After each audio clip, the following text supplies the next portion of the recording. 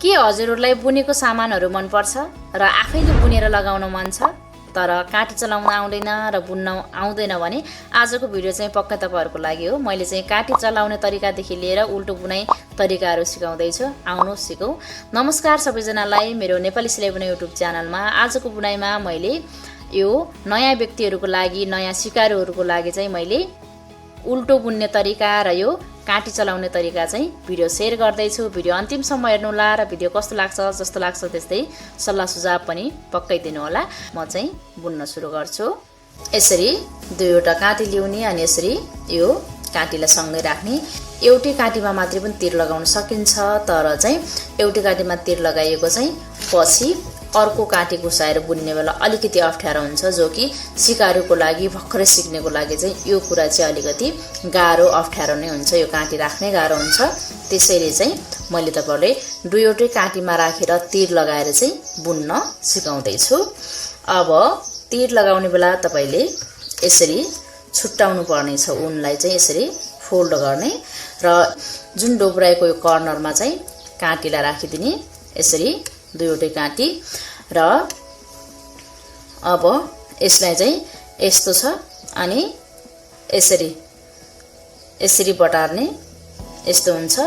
यो बराबरी छ। अब यसलाई यसरी बेर्ने, एकचोटि बेर्यो यहीँनिर, अनि फेरि यसरी घुमाउने, अनि फेरि दुईचोटि बेर्यो। यत्तिकै यहाँनिर चाहिँ दुईचोटि बेरिसकेपछि यो बन्द भइहाल्छ। यी त्यसपछि यो तीनचोटि बेर्ने बेला चाहिँ यसरी दुईचोटि बेरिसक्यो।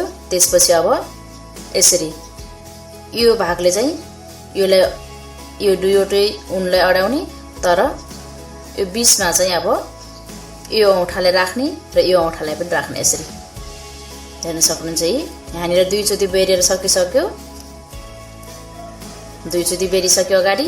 अब चाहिँ यही बिचमा चाहिँ यतातिर चाहिँ केही फरक पर्दैन, जस्तो भए पनि ठिक यो बिचमा चाहिँ यसरी हुनु पर्यो। अनि यो तीनवटा औँलाले चाहिँ पुरै भाग पकड्ने, तर यी दुईवटा औँला छ, यो औँला चाहिँ यसको बिचमा राख्ने। यसरी बिचमा राखिसकेपछि यो चाहिँ यसरी यो औँलाको खासै काम हुँदैन।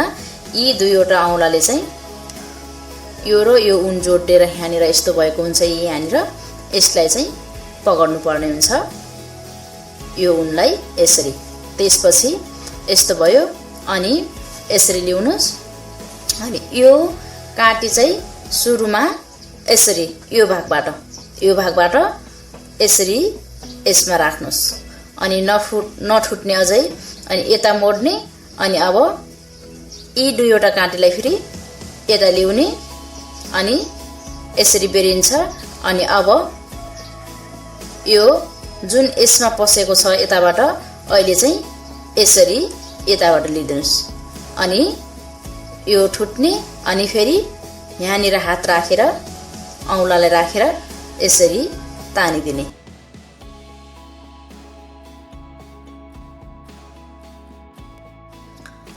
यसरी तीर लगाएर सकाउने। त्यसपछि अब यो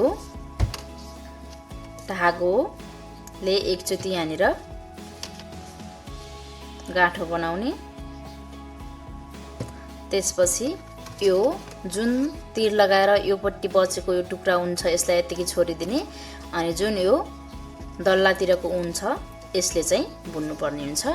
अब यसरी एउटा काँटी ठुट्ने। त्यसपछि जति पनि घर छ यी घरहरूमा बुन्न सुरु गर्ने। र आजको यो बुनाइमा चाहिँ उल्टो बुनाइ मात्रै सिक्दैछौँ हामी, त्यसैले चाहिँ उल्टो बुनाइ चाहिँ कसरी गर्ने हेर्नुहोस्। यसरी यो एक घर चाहिँ सुरुको यो एक घरलाई चाहिँ नबुनेर ठुटेको राम्रो। बुनेर ठुटियो भने चाहिँ यो साइडको बिटको र यो छेउको साइडको बिटको फिनिसिङ चाहिँ एकदमै रफ आउँछ बुनेर ठुटियो भने। त्यसैले चाहिँ सिधै नबुनेर ठुट्ने। त्यसपछि जुन यो बुन्नुपर्ने डल्लापट्टिको उन छ यो उनलाई तपाईले यसरी अगाडि ल्याउने। त्यसपछि अब यो काँटी चाहिँ यसरी यो साइडबाट आउने गरेर यसरी यो घर पुरै यस्तो छ। यो एउटा ऊन चाहिँ यो काँटीमा पुरै बेरिएर बसेको छ। यसलाई नै घर पुज्नुपर्छ र यसलाई चाहिँ यसरी सिधै यसरी गुवाबिदिने यी यो पट्टी आउँछ। त्यसपछि यो ऊनले फेरि यसरी यस्तो हुन्छ यसरी बेर्ने सजिलै यसरी बेरिदिने। त्यसपछि अब यो जुन यो देब्रेपट्टिको यो औँला छ यसले हल्का यसलाई धकेलिदिने अनि यसरी बन्छ। त्यसपछि फेरि यसै गरी यसमा राख्ने अनि यो घर चाहिँ यसरी ल्याउने यसरी बेर्ने। त्यसपछि हल्का योले फेरि यसरी धकेल्ने अनि फेरि ठुट्ने अनि यसरी यसले चाहिँ हल्का पुस चाहिँ गर्नै पर्छ। यसरी यसरी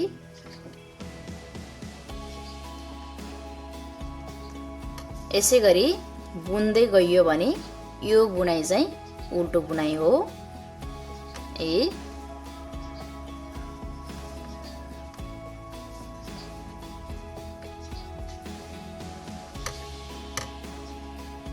यसरी एकदम जोडले ढकल्ने होइन कि बिस्तारै ढकल्ने अनि यो चाहिँ यसरी आइहाल्छ।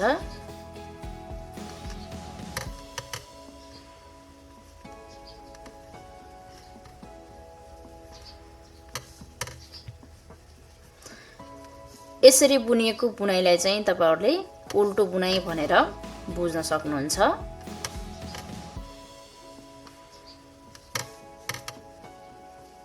र तपाईहरुलाई अरु बुट्टा राख्न अनि सुल्टो बुनाइ बुन्न झन्झट लाग्छ भने यसरी उल्टै उल्टो बुनाइबाट पनि एकदमै राम्रो राम्रो डिजाइनको स्वेटरहरु टोपीहरु बनाउन सक्नुहुन्छ।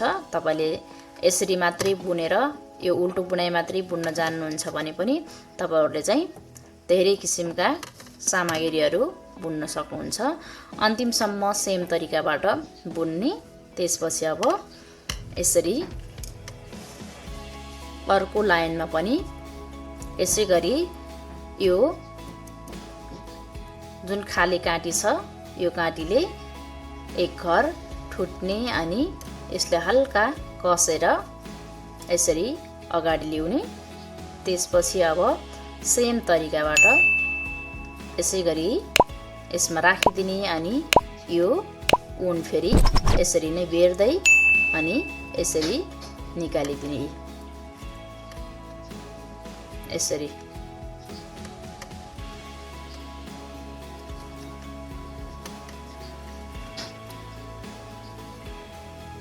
यसरी नै बुन्दै बुन्दै गरेर लैजाने। र यो बुनाइबाट मात्रै पनि धेरै सामानहरु बनाउन सक्नुहुन्छ। टोपी अनि मोजा स्वेटरहरु यही उल्टै उल्टो बुनाइबाट बुनेको डिजाइनहरु पनि एकदमै राम्रो राम्रो बन्ने गर्छ। बुट्टै राख्नुपर्छ डिजाइन नै बनाउनु पर्छ भन्ने हुँदैन। तपाईले ऊन कलर चाहिँ राम्रो चुज गर्न सक्नुहुन्छ।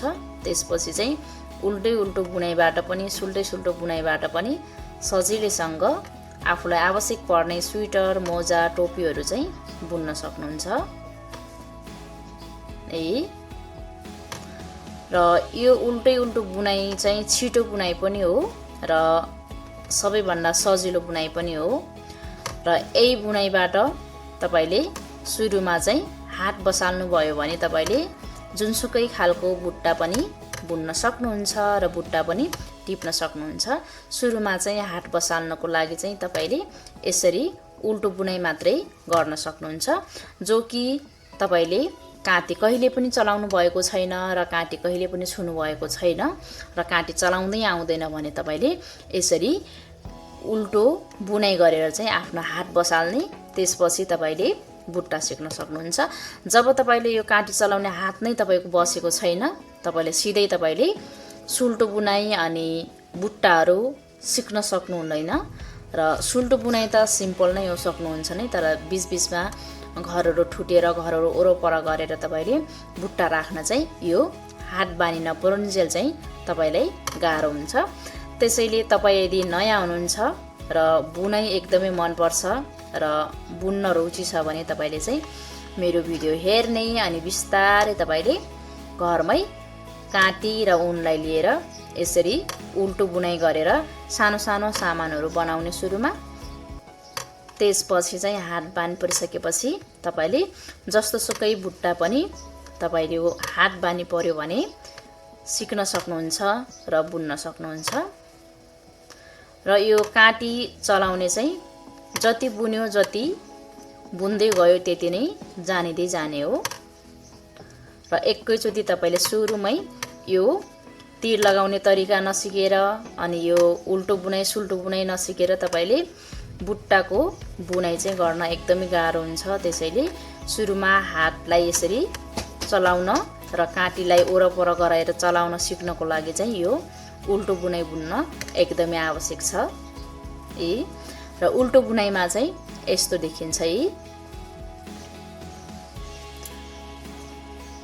र अहिले चाहिँ एकदमै सजिलो पनि छ। तपाईले जसरी पनि घरमै बसेर सिक्न सक्नुहुन्छ। आफूले इच्छाएको सिपहरू इन्टरनेटको माध्यमबाट सजिलैसँग तपाईले बिनेर तपाईले नेटहरू हेरेर भिडियोहरू हेरेर सजिलैसँग आफूलाई आवश्यक परेको सिपहरू चाहिँ सिक्न सक्नुहुन्छ। र मैले भनिसके तपाईलाई यदि बुन्न रुचि छ, बुनाइमा एकदमै इच्छा छ तर तपाईले काँटी चलाउन जान्नु हुँदैन, तीर लगाउन जान्नु हुँदैन भने चाहिँ तपाईले सुरुमा यसरी मैले भने चाहिँ काँटी ल्याउनुस् र ऊन ल्याउनुस् अनि तीर लगाउने तरिका पनि मैले सिकाएको छु।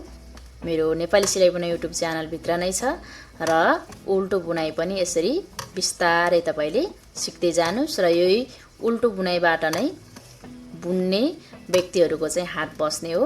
र यसरी तपाईले सजिलैसँग दुईवटै हातले काँटीहरू चलाउन सक्नुभयो र यसरी देब्रे दाहिनेबाट यसरी तपाईले कुन हात तपाईको चल्छ त्यहीले चाहिँ यसरी भरनहरू राख्ने तपाईको आइडिया आयो भने चाहिँ तपाईले सजिलैसँग जस्तो खालको बुट्टा पनि सिक्न सक्नुहुन्छ र बुन्न सक्नुहुन्छ। र यसरी बुनिँदै गयो भने यो उल्टो बुनाइको डिजाइन चाहिँ यस्तो बन्दै जान्छ। र मिठो कलरको ऊन लिएर तपाईले चाहिँ मनपर्ने कलरको ऊन लिएर चाहिँ तपाईले स्वेटर टोपी मोजाहरू चाहिँ यही उल्टै उल्टो डिजाइनबाट पनि तयार गर्न सक्नुहुन्छ। यो उल्टै उल्टो डिजाइनबाट चाहिँ तयार गरिएको जुनसुकै सामग्रीको फिनिसिङ चाहिँ एकदमै राम्रो आउँछ। सुल्टो बुनाइ भन्दा पनि यो उल्टो बुनाइबाट चाहिँ एकदमै राम्रो आउँछ। सुल्टो बुनाइको सामग्रीमा चाहिँ बीचबीचमा यो जुन यो बोर्डर भएको हुन्छ त्यसमा चाहिँ यो उल्टो बुनाइ गर्दै नै पर्छ सुल्टो बुनाइको सामानहरूमा। तर यो उल्टो बुनाइको सामान चाहिँ अलरेडी यो बोर्डर नचाहिएरै बोर्डर निर्माण नगरेरै पनि यो यसको उल्टो बुनाइको सामान चाहिँ तयार हुन्छ। हजुरलाई कस्तो लाग्यो आजको यो उल्टो बुनाइ तरिका र यो काँटी चलाउने तरिका? पक्कै पनि तपाईहरु नयाँ हुनुहुन्छ भने मेरो तरिका फलो गर्नु होला, बिस्तारै सिक्नुहुनेछ। एकचोटी हुँदैन, दुईचोटी हुँदैन, तीनचोटीमा त पक्कै पनि सिक्नुहुनेछ र आशा गर्छु मेरो भिडियोहरु धेरै मन पराइदिनु हुनेछ।